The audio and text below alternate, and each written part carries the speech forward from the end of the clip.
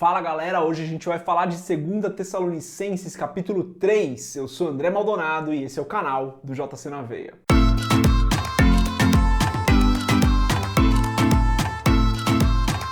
Mais um livro que a gente fecha, mais um livro que a gente encerra, e você sabe que eu sempre fico muito feliz quando a gente consegue terminar uma série de vídeos, uma série de textos que encerra um estudo de um livro bíblico. Olha, gente, eu preciso admitir que eu aprendo muito fazendo esses estudos, trazendo esses estudos para vocês, eu aprendo demais e espero que vocês também estejam aprendendo um pouco da palavra com esses estudos, que vocês estejam gostando e que o Espírito Santo, principalmente, que o Espírito Santo esteja falando aos corações de vocês enquanto vocês fazem esse estudo. Se por um acaso você não sabe, a gente já tem vários estudos publicados aqui no canal e no blog. O que eu trago para o blog, trago aqui também para o canal, de uma maneira diferente, com vídeo, para até ficar mais fácil para algumas pessoas, mas já temos vários estudos completos de diversos livros da Bíblia e já estou preparando os próximos também. Hoje a gente vai fechar, então, o livro de 2 Tessalonicenses com o capítulo 3, é um livro bem curtinho, Paulo trata de diversos assuntos aqui nesse capítulo, a gente vai ver alguns desses assuntos hoje e vamos ver também a oração final de Paulo ali, por essa igreja. Mas antes da gente continuar nesse vídeo, se você não é inscrito ou se você não é inscrito no canal, se inscreve, deixa seu curtir e compartilha esse vídeo com outras pessoas que também querem estudar a palavra. O primeiro versículo desse capítulo é muito interessante. Paulo diz o seguinte: no demais, irmãos, rogai por nós, para que a palavra do Senhor tenha livre curso e seja glorificada, como também o é entre vós. Acho muito interessante, uma posição de muita humildade de Paulo, pedir que a igreja ore por ele, Ele que tinha a autoridade apostólica dada por Cristo, e ele fala sobre isso, Pede que a igreja interceda por ele, pede que a igreja ore por ele. Creio que é uma posição de humildade e algo que nos ensina muito, Nós devemos orar por nossas lideranças. Devemos orar pelos nossos pastores, por aquelas pessoas, não sei como é a estrutura da sua igreja, mas por aquelas pessoas que exercem algum tipo de liderança na sua comunidade de fé, na igreja na qual você se reúne. Essas pessoas não são infalíveis, essas pessoas não são perfeitas, essas pessoas são pessoas ainda, usadas por Deus, mas ainda são pessoas. E da mesma maneira como Paulo pediu que a igreja orasse por ele, creio que o ensinamento que eu pego aqui é esse, que nós devemos orar por nossas lideranças. É saudável que o façamos. A gente já viu isso em outros estudos, É saudável que o façamos. Então, o primeiro ensinamento que eu pego aqui, primeiro sobre a humildade de Paulo, mas também sobre como nós devemos orar e interceder por nossas lideranças. Daí a gente vê ali dos versículos 7 até o versículo 9, Paulo falando como ele se comportou enquanto esteve lá em Tessalônica, Dizendo que ele trabalhou para o próprio sustento, para que não fosse pesado para a igreja, Muito interessante olhar para esse texto, primeiro porque entendo que Paulo soube ler a situação ali, Uma igreja perseguida, uma igreja cheia de dificuldades para se estabelecer, e então Paulo fala, olha, é melhor eu trabalhar aqui e fazer o meu ofício e ganhar os meus recursos aqui para que eu não seja pesado para essa igreja. A igreja passa por tantas dificuldades, por que seria eu pesado por essa igreja? Apesar de poder, Ele diz isso também, ele até poderia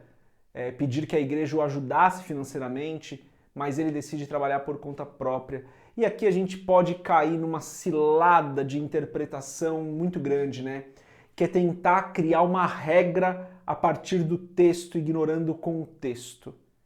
Então a gente pega esse versículo, esse conjunto de versículos aqui e fala, olha lá, pastor tem que trabalhar, pastor não pode viver integralmente como pastor e depender da igreja.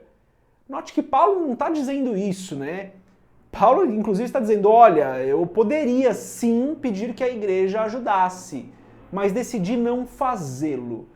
Então, aqui eu não vou nem falar se o mais correto é, na minha opinião, claro, pastor trabalhar em tempo integral ou pastor trabalhar como pastor e também trabalhar em um emprego secular. Eu não vou dar a minha opinião em relação a isso aqui.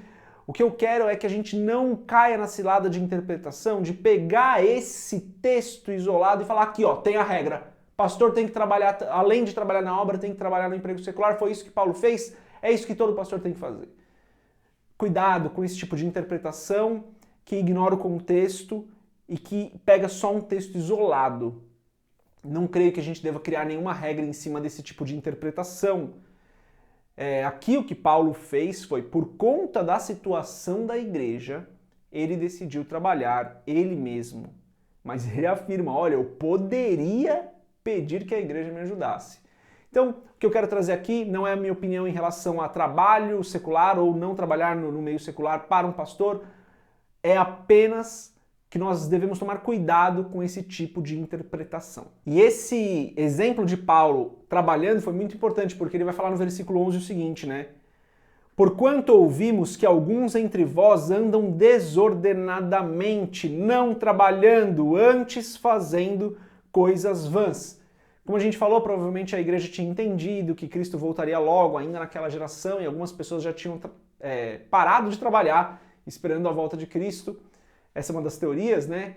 E Paulo, o exemplo de Paulo trabalhando enquanto esteve com eles é muito importante aqui, porque ele pode falar com propriedade: olha, eu estive entre vós e eu trabalhei. Não deixem de trabalhar, não vivam desordenadamente, porque nós não sabemos quando Cristo vai voltar. Então, trabalhem para que vocês não sejam pesados uns para os outros, para que vocês não sejam pesados para os outros irmãos, assim como eu não fui para vocês. Então, creio que foi até uma direção do Espírito para Paulo, dizendo, olha, você vai para Tessalônica, trabalha, não deixa de trabalhar, não seja pesado para essa igreja, porque essa igreja vai precisar desse seu exemplo. Importa que nós sejamos direcionados pelo Espírito em tudo o que fazemos. Creio eu aqui que Paulo recebeu uma ótima direção do Espírito Santo quando chegou em Tessalônica e continuou trabalhando. E daí a recomendação de Paulo é muito dura, né? Nos versículos 13 e 14 ele diz o seguinte: e vós, irmãos, não vos canseis de fazer o bem, mas se alguém não obedecer a nossa palavra por esta carta, notai o tal e não vos mistureis com ele, para que se envergonhe. E aqui está a cilada de interpretação de novo. Pega o texto isolado e cria uma regra. Olha, então se o irmão que está aqui caminhando com a gente, a irmã que está aqui caminhando com a gente não aceitar aquilo que a gente falar, então afastem essa pessoa. Cuidado com essa interpretação. Não estou falando que sua igreja deve ou não fazer isso, cada igreja é uma igreja, ajam como vocês entendem que a palavra direciona, como o Espírito direciona. Só estou dizendo que a gente não pode pegar esse texto isolado e criar uma regra, criar uma doutrina em cima desse texto isolado, tá? Aqui Paulo dá uma direção, mas ele também continua falando no versículo 15 o seguinte: todavia, não o tenhais como inimigo, mas admoestai-o como irmão. Paulo começa esse trecho falando, não vos canseis de fazer o bem, e termina falando, não o tenhais como inimigo, admoestai-o como irmão. Então às vezes a gente pega um versículo isolado e ignora até os versículos próximos. Porque Paulo está falando, olha, não cansem de fazer o bem, cuidem dessa pessoa como cuida-se de um irmão, mas se não obedecer, tomem cuidado também. Então Paulo está sendo ao mesmo tempo muito duro, mas também brando, dizendo, não vos canseis de fazer o bem. Aqui estou só anotando porque tem uma cilada de interpretação, que é um risco de interpretação, que é pegar o versículo isolado e tentar criar uma doutrina em cima disso. E daí no versículo 16, a gente vê o encerramento dessa carta, Paulo orando pela igreja pela terceira vez. Está escrito o seguinte: ora, o mesmo Senhor da paz vos dê sempre paz de toda maneira. O Senhor seja com todos vós. Paulo, para essa igreja atribulada, para essa igreja cheia de dificuldades, para essa igreja que sofreu uma perseguição intensa, Paulo diz que o Senhor dê paz. A gente tem que lembrar que a nossa paz é o Senhor, que é dele que vem o nosso alívio, que é dele que vem a consolação, que é dele que vem a bondade. A nossa paz está no Senhor, a nossa paz não está no mundo, a nossa paz não está em nós mesmos, a nossa paz não está no dinheiro, a nossa paz vem do Senhor. Uma igreja cheia de dificuldades ali, super perseguida, e Paulo fala, olha, a paz de vocês está no Senhor. Fiquem em paz no Senhor. Então isso é algo que me ensina muito, né? Nos momentos de dificuldade, nos momentos onde os sentimentos parecem que estão querendo me atrapalhar ali, eu devo sempre me lembrar que a minha paz vem do Senhor e me entregar em oração e ter um momento ali com o Espírito e me lembrar que a paz vem do Senhor. Medite sobre isso, deixe o Espírito Santo falar no seu coração em relação a essa oração de Paulo. Creio que as orações de Paulo nessa carta são poderosas para as nossas meditações. Falei disso nos outros capítulos já, sei que eu estou sendo até meio repetitivo, mas é para que você entenda e medite nessas orações de Paulo, pedindo a direção do Espírito Santo. Bom, você já sabe, né? Aqui na descrição do vídeo tem o link para o post lá do blog, onde eu falo um pouco mais sobre esses assuntos. Lá também tem os desafios desse capítulo. Se você está fazendo o estudo completo de 2 Tessalonicenses, faz os desafios do capítulo, isso vai te ajudar a se aprofundar um pouquinho mais no entendimento de tudo o que Paulo fala aqui. Se você também já acompanha o canal, você sabe que eu tenho terminado esses estudos fazendo uma oração. Então, se for possível para você, feche seus olhos, curve sua cabeça, se não for possível, sem problema nenhum, fique conectado aqui com essa oração. Pai, em nome de Jesus, eu te louvo e te adoro. Te adoro porque o Senhor é bom e o Senhor é santo, é o nosso Pai. O Senhor é a nossa paz. Eu te louvo, Senhor, porque o Senhor tem nos feito bem em todo o tempo. A tua bondade se estende de geração em geração, é infinita.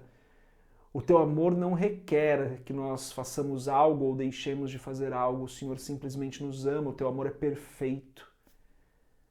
Pai, como é bom te servir, como é bom estar diante de ti, como é bom ouvir a voz do teu Espírito nos ensinando através da palavra.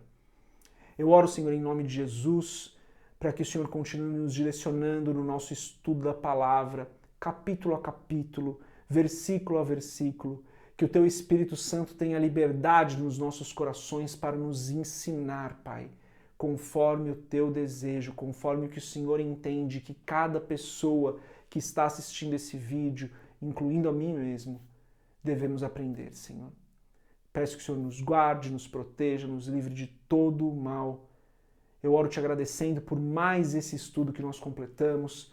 Peço que o Senhor continue nos dando força e sabedoria para continuar fazendo a tua obra, levando a tua palavra, fazendo os próximos estudos em nome de Jesus. Galera, acabou a bateria da câmera no meio da gravação.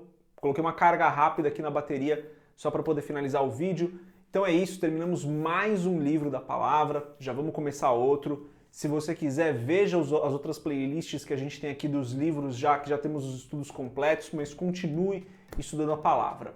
É isso, acredito que estão aparecendo outros 2 vídeos para você assistir aqui agora. Deus abençoe a sua vida. Paz.